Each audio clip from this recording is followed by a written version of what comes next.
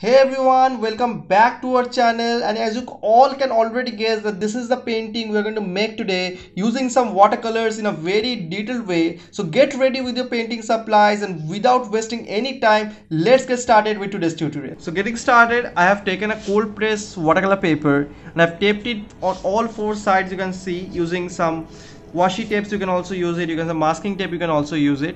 And getting started, I will take up a pencil and I'll do the rough sketch of the anemone flower to get started with. So I'll start somewhere over here, slightly from the upper middle side of the paper. Somewhere over here I'll start with the center of the flower like this, and this much size of the center looks fine to me.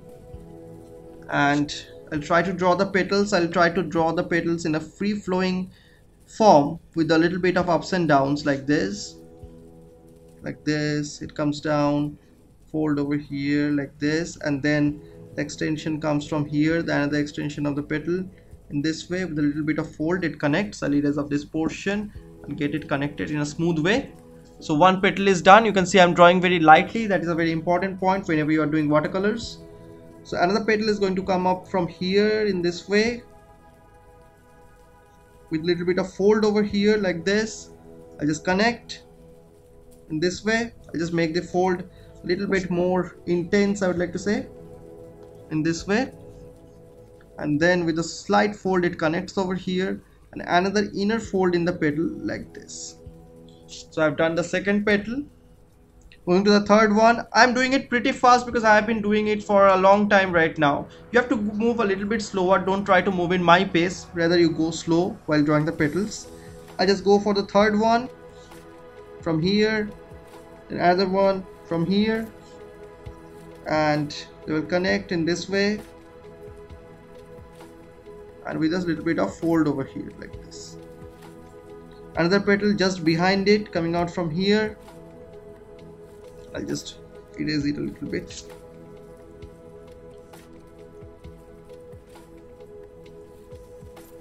And like this, a little bit of fold over here, and it connects, and a little bit of fold over here like this. So I've done 4 of the petal. One of the petal I made it smaller like this over here, and then I'll move to the 4th and the 5th one. I'll make 5 of them, and I'm seeing the side view of the flower, so I cannot see the petals on the other half of the flower. So the another one is starting from here in this way. It goes a little bit of ups and downs like this. It comes down, a little bit ups and downs, it connects, and over here another petal is coming out till this portion of the flower. Give it a little bit of ups and downs like this, and it connects to this one. So this is how the flower is going to look like. I'll just draw a stem of the flower like this. You can see I like this flower very much because it's a very free-flowing flower. All of this going ups and downs from here and there. A little bit portion of the other petal might be seen, so I'll just make it in this way. It will look better, and I'll just erase off this portion.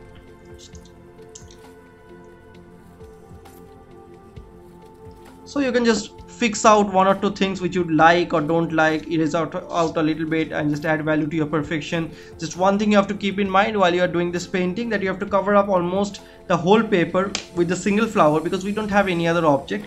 I'm trying to focus completely on this flower this time because this is a floral study thing that I'm showing it to you, and the flower should have the entire focus on it. Okay, so now we are ready to get started with the watercolors. Getting started with the watercolors, I would recommend you to take at least a tissue paper handy.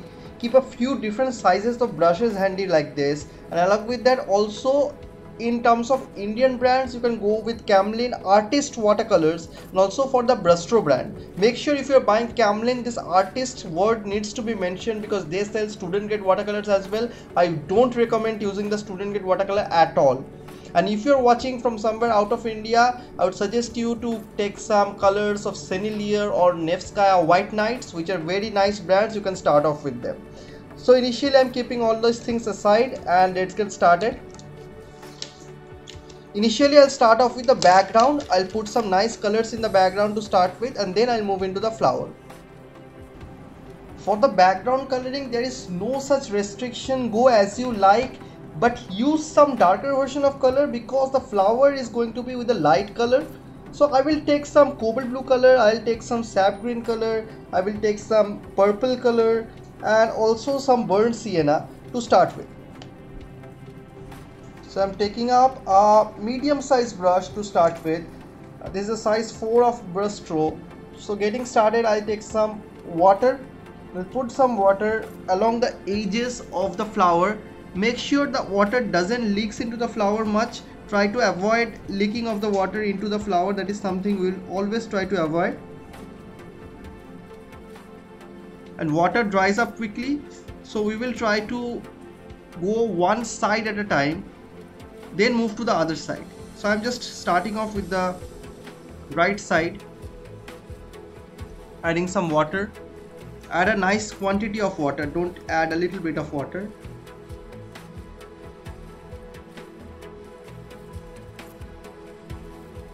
You can see the shimmer in the video, I guess, of me adding the water. It's a bit slow process because you need to be careful with the edges.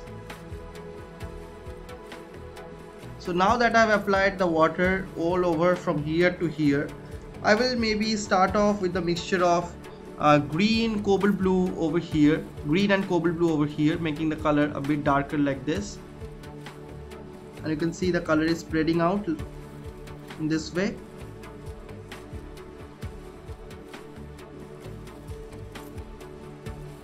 Always play around with variety of colors when you are drawing the background out. That really creates a nice impact in your painting. For example, I'll mix a little bit more blue to this green color and a new color is formed. You can see the color difference.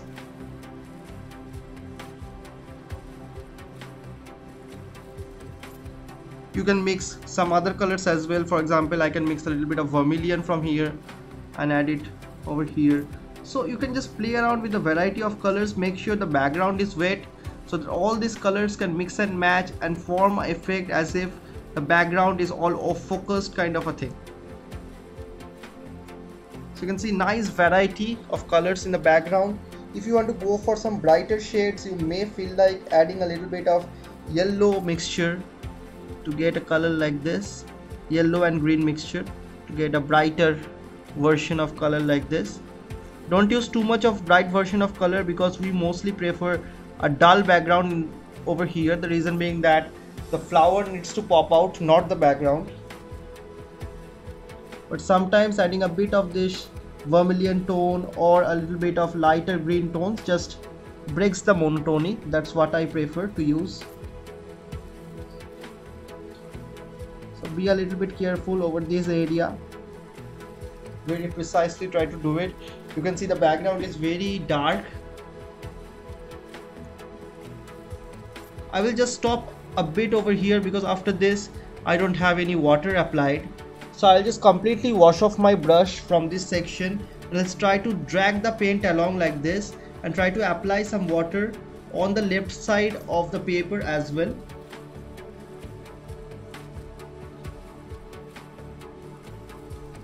Try to be a little quick as you are doing this portion, as this portion may dry off and it can cause a watermark kind of a thing. So better I have to be a little bit quicker on this side in applying the water. But quicker doesn't mean you can compromise on the edges. You can always have to be very specific about the edges so that the color doesn't leaks into the flower. That is a very important portion. So I have applied the water all over. This area is extremely small, so I switched to a little bit more smaller brush like the size 2 of brush stroke. I'll once again go back to the bluish tone of mixture like blue and the green mixture, this time having more of blue in it, and start from here because I always try to keep the variety in the color tone. Monotony is something I really don't like.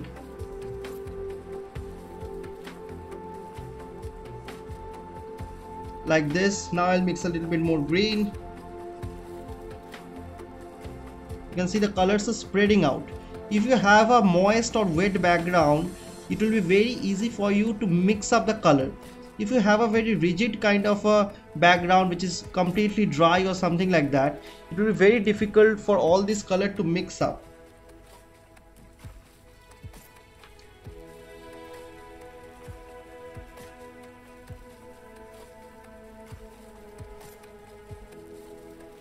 Right now I'm back to the bigger section of the paper, so I'll quickly switch from that small size brush to this slightly bigger size brush. So that's why I was telling all of you to be very specific with the brush sizes. Keep them handy so that you can never go wrong, and you can have all of them very close to your hands, so anytime you can just pick up one of them whenever you need them.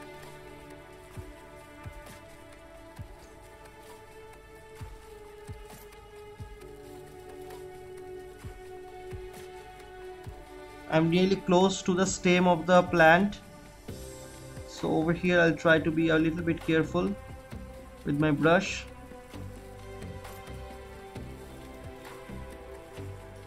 Okay, looks nice.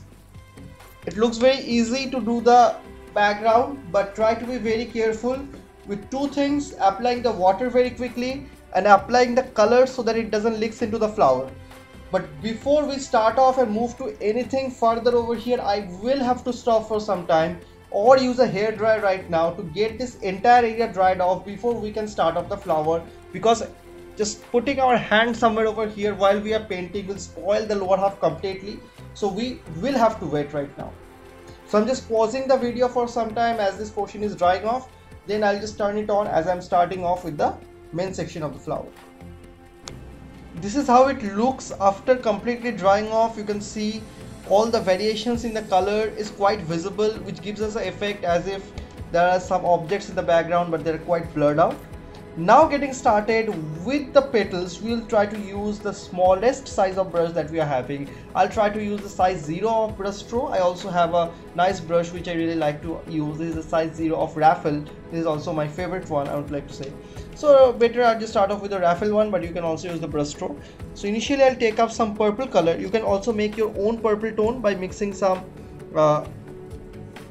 blue and red. Okay, I'll show you the mixture as well, mixing some blue and red, because purple might not be available if you're buying the Camlin set. So I will show you the mixture if you're not having the brush stroke set, how you can make it. So on a clean area of my palette, I'll take some blue color. This is the cobalt blue color I'm having. I'll mix a little bit more of cobalt blue, and along with that I'll take up some crimson color. So cobalt blue with crimson.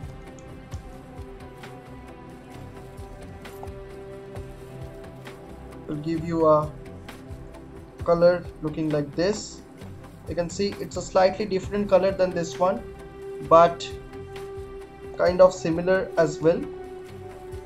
But I personally prefer this color to be more specific one compared to the ready-made one that we get. So over here with this color mixture that I made right now, I'll be starting off from here. Make sure you go for one petal at a time. That is a very important step that you cannot skip. So I'll go for this petal right now, maybe like this, and like this, and like this, and a little bit over here like this. Don't worry, I'm not keeping the colors this much stiff as you can look like right now. So I'll just wash off my brush completely, that being the next step, and I have to dilute these colors completely along the edges like this, making it like a smooth blend. I am having nothing in my brush other than some clean water.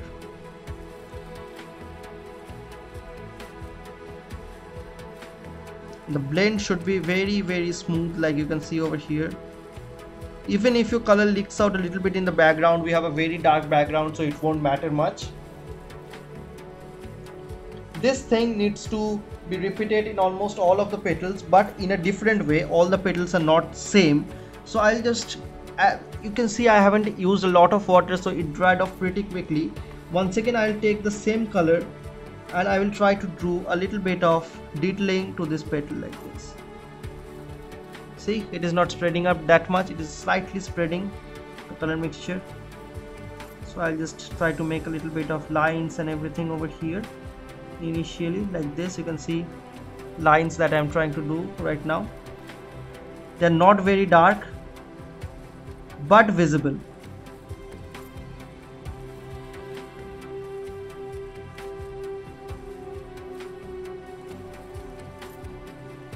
This area is not yet finished. We'll come back to that petal once again we need to do some extra dark strokes at the end. Initially it's better we finish off with the other petals and come to the finishing touches of the petals at the end. So I'll move to the next one. I'll move to this one over here, this petal over here. Now this petal, to start with, I'll give it a base tone like this, like I did for that one as well, in this way. And also it has a fold over here that we have made in this way. Also along this side in this way. Now I have to blend the colors using some water. So I'll take some water in my brush and try to give it a very smooth blend. The smoother blend you can get, the better your painting is going to look like. So that is one very important suggestion I'm just giving to all of you.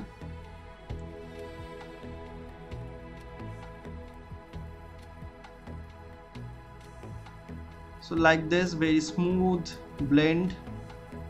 And once again, after I have done the smooth blend, I just move to the next petal and try to apply a little bit of blend over there as well, starting from here and from here, and this portion we have the depth, and then once again I'll blend it with the white areas like this, making it lighter. Why I'm doing all the light tones of the petals at once and then I'm moving to the darker tones? The reason being that once you are getting started with watercolor, you would face a lot of difficulties in understanding that what should be your exact color mixture. So once you have made your color mixtures, it's great that you fill up all the petals slowly one by one with the same color mixture so that you get the consistency. Otherwise you will mix some color, this petal will look different, this petal will look a little bit different, because your colors will keep on changing if you're not used to watercolor painting. And I think this video will mostly be viewed by beginners, so I'm making it as much beginner friendly as possible. So right now moving to the next one. For this one, the color would be from this side.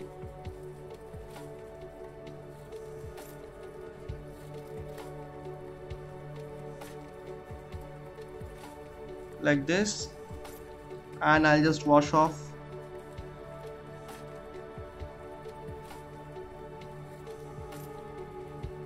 Making it into a smooth blend. Not so smooth enough, so I'll just make it even more smoother with some more water. Moving to the next one, I'll just apply some tones from this side.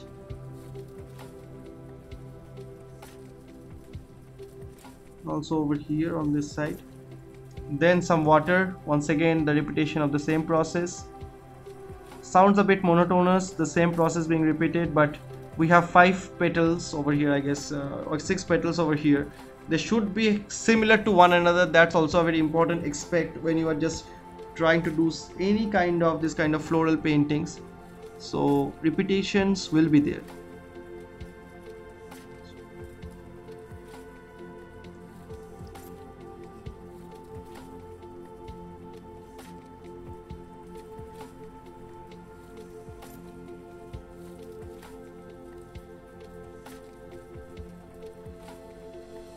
Like this, I added the tones over here. Before I move forward and start off with the darker tones of the petals, I'll let these petals dry off completely.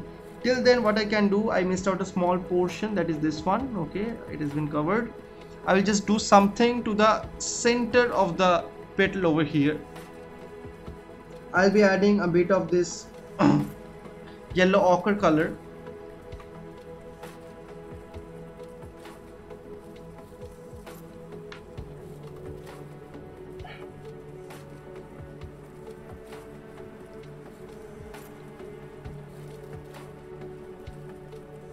And then I'll mix some cobalt blue with burnt sienna.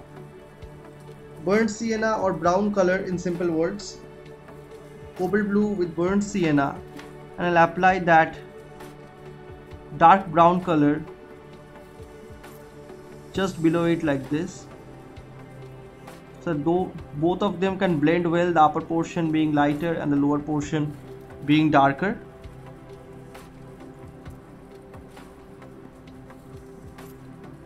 Now once again we have to wait for some time to get the center half dried off and all the petals dried off. Till then I'll just skip my brush and wait and pause the video for a little bit of time. and I'll be back once this is dried. Hey everyone, really sorry to interrupt, but basically I'm the artist teaching you this artwork right now, and I wanted to tell you all something really exciting. I'll just take a minute of your time. That is, I'm coming up with a detailed 8-day live session teaching you a lot regarding these floral watercolor paintings. So in case if you're interested to join me live in that session, you might check out the links in the description box below. And the best part is that course is at a early bird discount offer right now, and it is for a limited period of time, and I'm taking very limited participants in the session, and I guess just the last 2 seats are left right now. So if you want to join me live, then quickly go to the description box and book a seat for yourself. That's all, nothing more to say. Let's get back and finish up this painting right now. Now that these areas are dried off, it's time that we take a mixture of some vermilion mixed with a little bit of yellow color to make it lighter. You will get both yellow and vermilion in any of the painting sets that you are having. It will give you a color looking like this. Okay, and with this color mixture of vermilion and yellow, you can use any kind of yellow. Over here I am using the gamboge yellow. If you wish to use lemon yellow or something like that, that's also fine. I'll be making these things over here. Be very careful, I am using a very tiny brush. It is the Kolinsky series brushes of brush stroke, and they are my constant companion while I am doing this kind of small tiny works over here, this kind of tiny detailings and everything like that. One thing, never try to rush while you are doing these portions like I'm doing right now. No need to rush at all. Try to go very slow while you are doing these portions.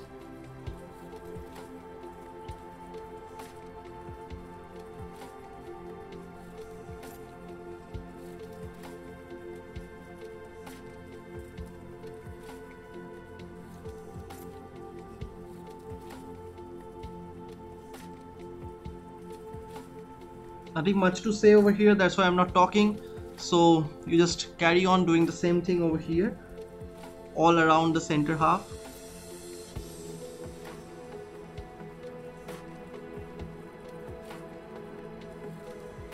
I haven't used much amount of water over here, so it won't take a huge amount of time to dry off. So I just let that portion dry off slowly.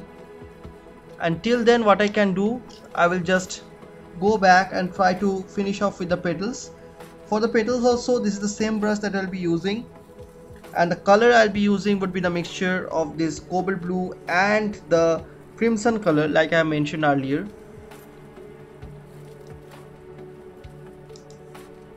I'm just mixing the color over here. This is what it looks like.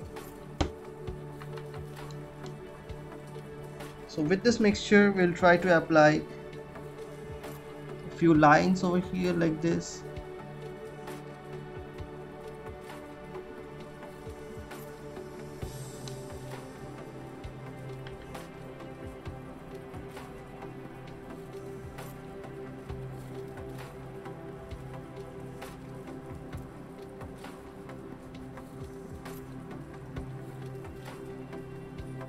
Adding this kind of lines and textures in the flower is a very important step, otherwise the essence of the flower won't come up well. But make sure you use a very fine size brush, and a good quality of the brush is also very important in order to get such fine strokes. Over here we have this overlapping petal, and this is the underlying petal. So this petal will have some shadow, so I'll do the shadow right now.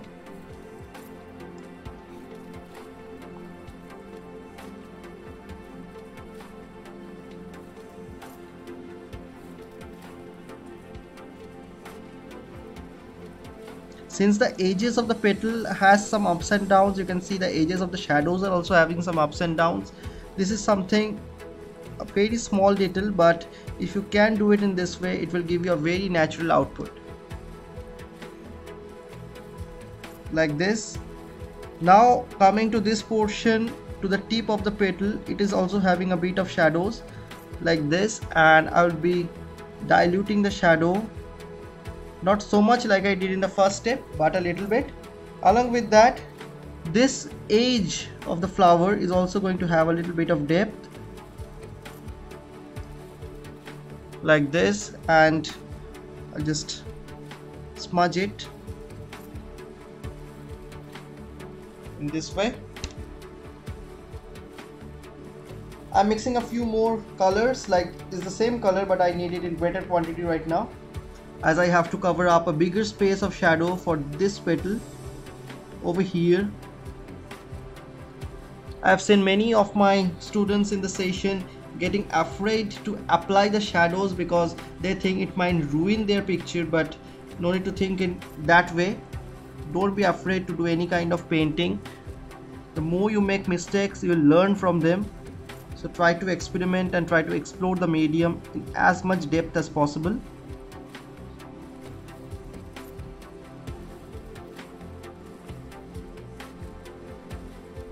Try to make the shadows very even and in a very single tone. You can see it's in a single tone kind of color. That is also a very important aspect of the shadows. Both the shadows, overlapping petals shadows, are falling on the underlying one, and as I'm moving forward with the shadows, you can see the essence of the flower is coming up slowly.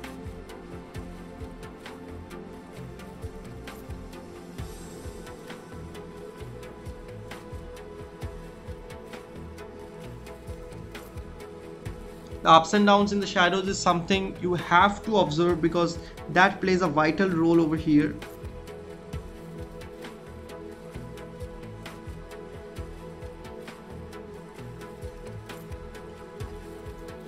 I will apply a little bit of color over here on this side and try to smudge it slowly smudge it, and this bend over here on the lower half I'll have to add a little bit of shadow like this, and once again with some water smudge it. Now we can move to the next petal.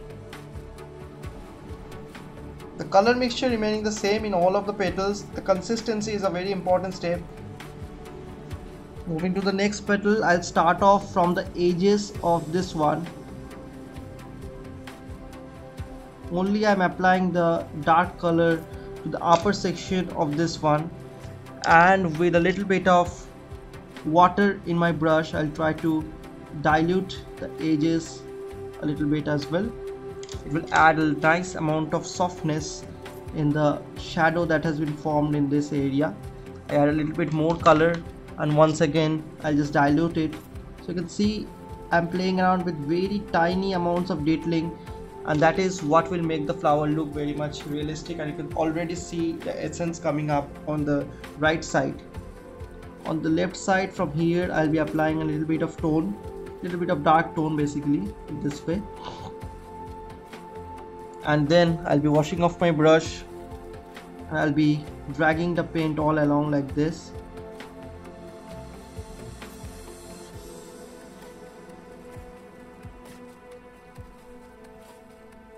Make sure you smudge whenever you are smudging the paint, you smudge it in a very nice way so that it looks as if it is looking like a very smooth kind of a gradient. There shouldn't be any marks like this left out. The smoothness and softness in the flower is a very important aspect. If you miss out on this aspect, it will be difficult for you to get the realistic nature of the flower. Moving to the next one, to this one. Initially I'll be adding a shadow over here. I'll be adding a shadow of the upper petal falling on the lower one.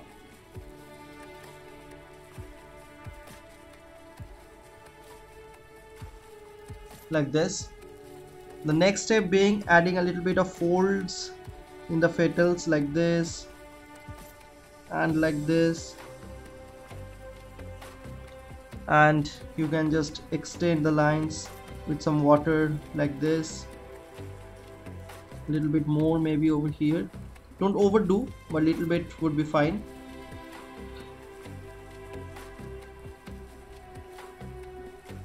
Okay, now coming to the uppermost petal, you can see it's a folded petal, so there is no light on the upper side on here, so I'll have to add a few lines like this. They're a little bit unfinished kind of a lines to determine the texture of the petal. That is a very important step. So make sure you keep your brush slightly on the drier side when you are using this kind of unfinished strokes. It just adds a little bit of nice impact if you're having a dry brush like this, like I'm having a bit of dry brush like this. Now we have to play around with a little bit of light and shadow. Before that, I just wait for a few seconds to get the petals dried off, then I'll move to the next step. So I'm pausing the video once again for a moment. So right now this portion has dried off. I will add a little bit of vermilion. I'll take a little bit of fresh vermilion color in my brush, or you can use crimson as well for this step. I'll prefer vermilion more. And with that color, with a little bit of color in my brush, and I'm using the tiniest brush that I'm having, I'll be adding a little bit of depth to a few of them, not all of them. That is a very important point. Not all of them, only a few of them.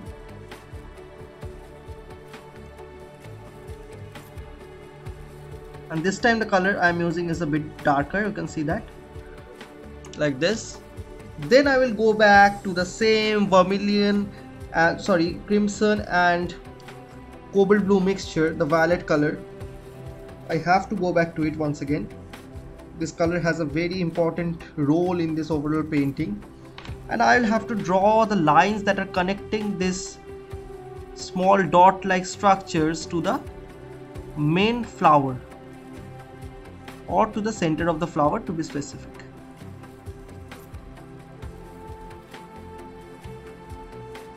Okay, so a little bit of them are visible. Right now the next thing is that what is our light source? That is something we have to determine. The light source is from the back of the flower, so we will have to keep in mind whenever we are drawing the light source should cast a shadow of this extended portion somewhere over here. That is the thing we are going to do right now. I just added a little bit of depth over here and blurred it out quickly as I was talking.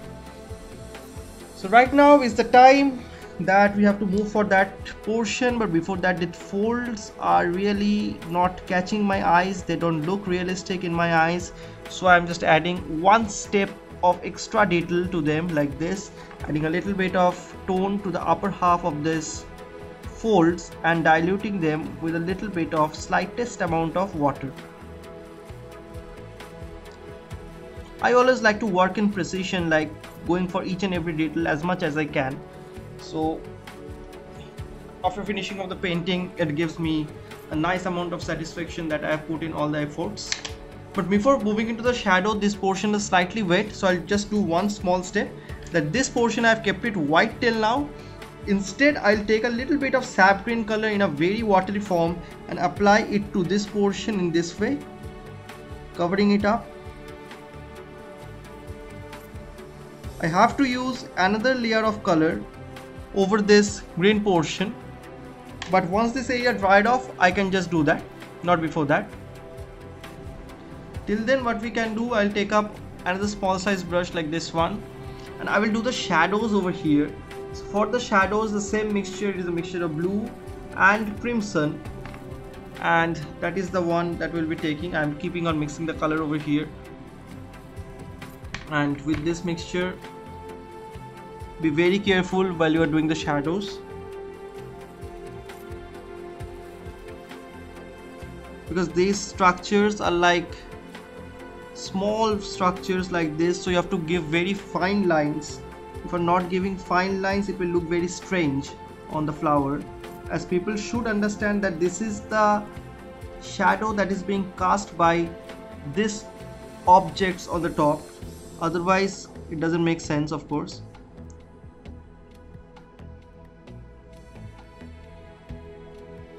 Right now you can see the way I'm just doing it makes it look very similar, and you can easily understand it is a shadow of these objects.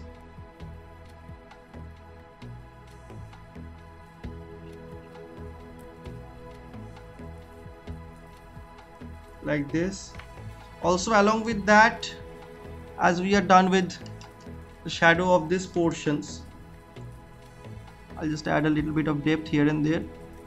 But not only that, we have to do a very important thing right now, that this area in between these two petals should be the darkest one. Otherwise it doesn't make sense, because this portion hardly there is any light coming through. So for that I'll be using the same mixture of this blue and crimson to get the in a very dark version, to use it in the center portion of the flower. So I'm applying the color mixture. You all already know the color mixture, so I'm not showing it to you once again. Only till here in between these two petals is the portion I'm going to add the depth to, not till the end. Till here looks fine. And then I'll completely wash off my brush, add a little bit of depth maybe along this edge as well, because that also makes sense. And then I'll completely wash off my brush and I'll just dilute the paint and mix it with the previous shadow that we had.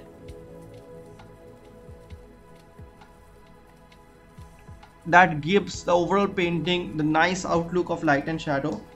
I won't make much of the things, any more of the things basically.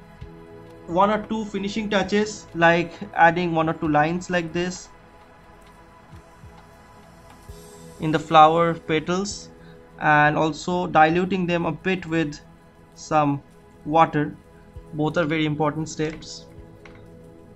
And also over here I haven't added any kind of lines, so adding a little bit of line to this portion as well makes total sense,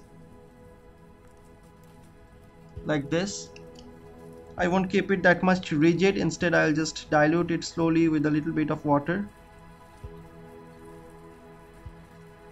We can add a lot more of the detailings to this flower as well, but I would try to keep this as much beginner friendly as possible. I don't want to go in a super detailed flower or something that will make it very complex. Instead I will just mix a little bit of blue to the sap green to get a darker version of sap green, and with that I'll add a little bit of shadow just below this petals when the stem is starting, because just below the flower there will be a dark portion of the stem, and then it goes lighter. So I'll just blend it with some water, mix it in this way. So this painting I don't want to move any further right now. All I need to do is remove of the masking tape slowly. I'll just slowly try to remove the masking tape and you will see how the painting looks like. I tried to keep this session, this video, as much as beginner friendly as possible. I hope all of you understood the process. Try to pause and play the video and don't try to move along with me. Try to go really slow. The next thing is that, as you all already know, I guess I'm coming up with a course where I'm teaching from the complete basics of watercolor floral study, and it is a fully detailed course of 8 days. So maybe you can check out the course in the description box below if you wish to join. It is at a pre-registration offer right now. And don't forget to drop in the comments your views regarding this painting, and if you have any questions regarding this painting. If you like our video, just drop in a like, do subscribe. I'll keep uploading more and more interesting art tutorials for you all. Okay, that's it for today's video. Bye.